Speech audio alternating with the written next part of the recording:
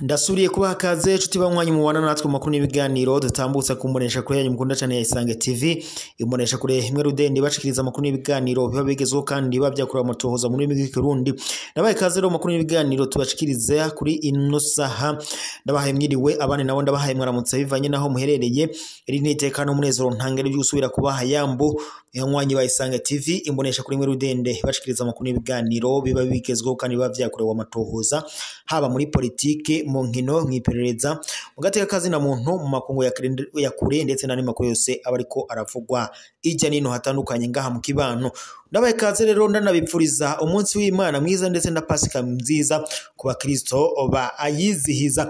Reka rero mbahe kaze mu makuru n'ibiganiro tugera tubashikirize kuri iyi saha namakuru rero araza gushimikira ku ngingo nkuru zikurikira mu gihe tunyarukiye ngaha mu gihugu cyacu Burundi mu gihe amatora yimirije ngaha mu gihugu cy'u Burundi abatari bakeya rero mu banyagihugu b'u Burundi baganiriye n'imbonesha kuri yanyu mukunda cyane ya Isange TV batwariye ko bafise ubwoba ntangire uko bavuga ko aya matora ashobora kuzoteza injyane ndetse n'intambara maze abanyagihugu bakahava babura umutekano bashimikiye ku ngingo y'ukungene umwaka wa 2015 ubwo habaga kudeta y'uwari perezida w'u Burundi Pierre Nkurunziza bavuga ko hari abanyagihugu benshi bahasize ubuzima.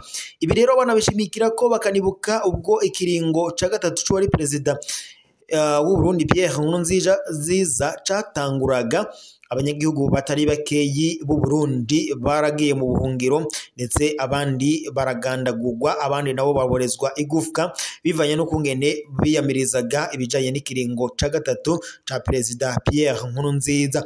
Kuri ubu rero abanyagihugu b'u Burundi nabwo barafise ubwoba bakavuga ko ikiringo ca kabiri ca perezida Evariste Ndayishimiye kibateye ubwoba kuko bashobora kuzohasiga ubuzima ndetse n'umutekano ugatosekara ngaha mu gihugu cacu c'u Burundi.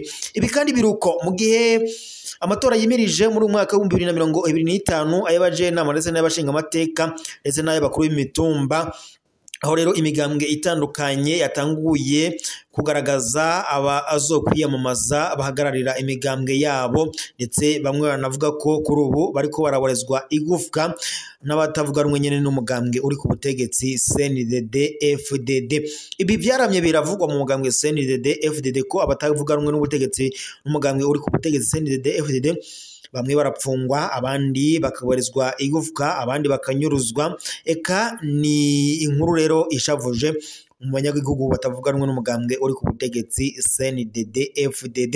Ibi kandi biruko mu gihe rero bamwe mu bahunze bava mu gihugu cy'u Burundi bahungira hanze y'igihugu aha rero bivuga ko barimo na Godefroid Niyombare akaba rero ari umwe mu basize yagirizwa nyine na leta y'u Burundi ko yasize agize uruhara muri kudeta yakoze mu mwaka wa 2015 yakorewe wari perezida w'u Burundi Petero Nkurunziza.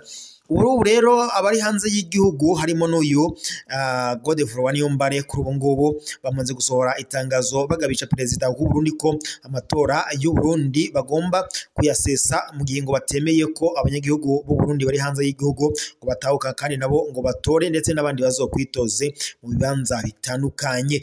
Kuri ubu rero Godefroid Niyombare birazwi ko ari mu buhungiro. Ibi byaramye biravugwa perezida w'u Burundi Evariste Ndayishimiye akagiriza leta y'u Rwanda ko ngo ariyo yobe icumbikiye abasi b'u Burundi ndetse akanavuga ko ngo kuri ubu ngubu ngo asaba leta y'u Rwanda ko ngo yomufasha ikohereza abo ngabo ngo bahungiye mu gihugu cy'u Rwanda.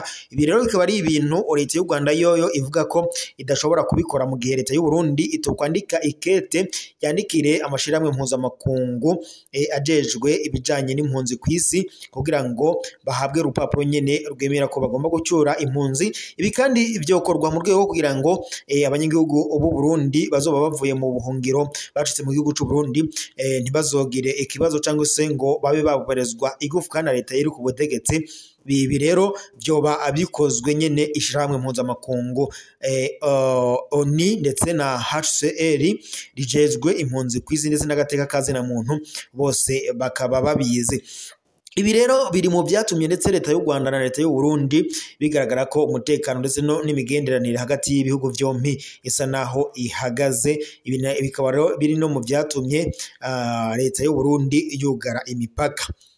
Kuri ubu rero perezida w'u Burundi Evariste Ndayishimiye mu gihe yimirije mu matora y'umukuru w'igihugu mu matora yimirije mu mwaka wa 2027, kuri ubu rero abari hanze y'igihugu nabo bamaze gushinga intahe, bavuga ko rero bagomba gutahuka mu gihugu cabo c'amavuko ndetse bagatangura kwiyamamaza nabo bakazokoja muri ayo matora, ndetse haba mu y'abashinga amateka ndetse n'abajenama b'amakomine ndetse n'abakuru b'imitumba ndetse tutibagiye nayo umukuru w'igihugu. Aba rero abo banyagihugu rero b'u Burundi bari mu buhungiro nabo bashinze intahe, bavuga ko bashaka gutahuka mu gihugu cabo c'u Burundi ndetse nabo bakazokwitoza muri ivyo bibanza bitandukanye. Uri kwikubitiro rero yamaze gutangaza ko kuri ubu ngubu yamaze gushika mu Burundi, nta wundi ni Godefroid Niyombare yamaze gushika mu Burundi, ndetse anavuga ko kuri ubu ngubu na perezida w'u Burundi Evariste Ndayishimiye yatangaje ko kuri ubu ngubu yamwemereye gushika mu gihugu, ndetse anavuga ko azomwemerera kuba indongozi akazorongora mu Burundi. Ahangara rero yavuze ko ngo yanamwemereye ko ashobora kuzoba umushikiranganje wa mbere ku Burundi agasimbura Gervais Ndirakobuca, gusa ni mu gihe Godefroid Niyombare wewe adashaka kuba umushikiranganje, ahubwo yatangaje ko mu bwo twaganiraga nyene n'ino mbashako yacu ya Isange TV yatubare ko we ashobora kuzokwitoza mu bibanza by'umukuru w'igihugu. Ibi rero bitumye perezida w'u Burundi Evariste Ndayishimiye ashobora gutembagazwa isaha n'isaha. Kudeta rero yamaze gutangura mu Burundi. Perezida w'u Burundi Evariste Ndayishimiye yatangaje ko ananiwe rero arashobora gutembagazwa umwanya n'umwanya. Kuri ubu rero Godefroid Niyombare yamaze gushika mu Burundi, ndetse biranashoboka ko ariwe ashobora kurongora u Burundi mu mwaka w'2027 nkuko amakuru duhabwa n'amasoko yacu ngaho abishikiriza. Reka rero amakuru yacu tuyabandanirize mu makungu, tunyarukiye muri Repubulika Iharanira Intwaro Rusange ya Kongo Kinshasa. Rero kuri ubu ngubu biri kuvuga ko amabaro y'impuzu z'igisirikare arenga 200 yatowe mu bubiko muri Rimete. Abajejwe umutekano bakoze igituma benshi bahagarika umutima ku ruhezo rw'ibarabara rya 9 muri Rimete mu gisagara ca Kinshasa, aho rero batoye ibiringo 209 by'impuzu z'igisirikare c'ubwami bw'igihugu ca Repubulika Iharanira Intwaro Rusange ya Kongo FARDC. Aha ni kuwa kane igenekerezo rya 17 ndamukiza 2025, mu gihe kandi hari igikorwa co gukura abantu mu bibanza batubahiriza amategeko, nk'uko bishikirizwa n'abajejwe umutekano intwaro muri komine ya Rimete. Ngo izo mpuzu z'igisirikare ca Repubulika Iharanira Intwaro Rusange ya Kongo FARDC zatowe mu bubiko bw'ibyambarwa byakoreshejwe ntizari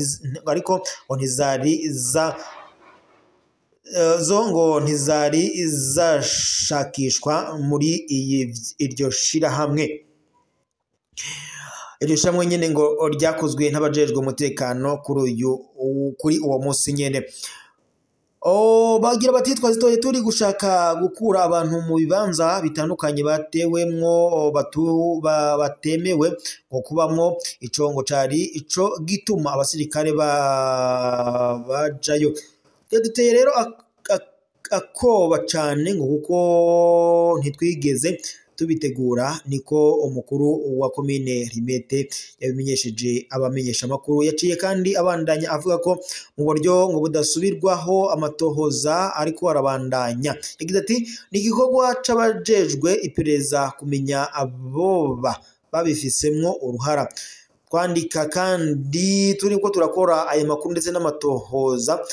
Iryo fatwa nyene ridasanzwe ry'izo mpuzu z'igisirikare ca Repubulika Iharanira Intwaro Rusange ya Kongo FARDC ryatumye hashirwa mu majambo abajejwe ibikoresho bya gisirikare, aho rero basabwe kuba maso muri ibi bihe bigoye igihugu kirimwo ivyuka by'intambara bivuye ku mwasi w'igihugu hamwe ndetse n'uruhagarara umutekano nk'uko byashikirijwe n'amashirahamwe aharanira ineza y'abanyagihugu muri Repubulika Iharanira Intwaro Rusange ya Kongo. Bikaba rero byikekwa ko ari integuro ya Kabila yo guhungabanya umutekano w'ico gihugu. Mu yandi makuru kandi tubandanije n'ubundi ko ariko aravuga muri Republika Iharanira Intwaro Rusange ya Congo, leta ya Perezida Antoine Felix Tshisekedi biravuga ko ishobora kuba igiye gutembagazwa umwanya wari wose, ni nyuma yo kwagirizwa nyuma nyene yo kwagiriza uwahoze ari Perezida Joseph Kabila Kabange ko akorana n'umugwi witwa Jirwanjo M23 mu guhungabanya leta. Ubu rero ngo bikaba bigiye kujya ahabona. Umuvugizi wa M23 yamenyesheje ko Perezida Joseph Kabila Kabange yashitse igoma avuye mu buhungiro muri Afrika y'Epfo. Mu ndwi iheze Joseph Kabila Kabange yari yavuze ko agiye gusubira mu gihugu ciwe ngo bidatevye kandi aciye mu seruko bwa Republika Iharanira Intwaro Rusange ya Congo. Ibi kandi bigaragaza ko yari yatume ko vyihuse na AFC ndetse na M23 ngo imwimike nka Perezida wa Republika Iharanira Intwaro Rusange ya Congo nkuko amasoko yacu abandanya abidushikiriza. Ibi rero ngo bigashobora gutuma M23 igira umutwe udasanzwe ku rugamba, kuko ngo ari we umuterankunga ukomeye wa AFC ndetse na M23 nkuko amakuru duhabwa n'amasoko yacu abandanya abidushikiriza. Tubibutsa ko kuri ubu umutwe wa M23 urongowe na Colonel Nanga ndetse na Sultani na Makenga ndetse n'izindi ndongozi zitandukanye zishobora kuzoshikana uyu mugwi wa M23 ku munezero ntangire. Ibi kandi biruko mu gihe leta y'u Burundi nayo ivuga ko izokora ibishoboka byose igafasha Republika Iharanira Intwaro Rusange ya Congo kwamaganira kure uyu mugwi witwaje Rwancho M23.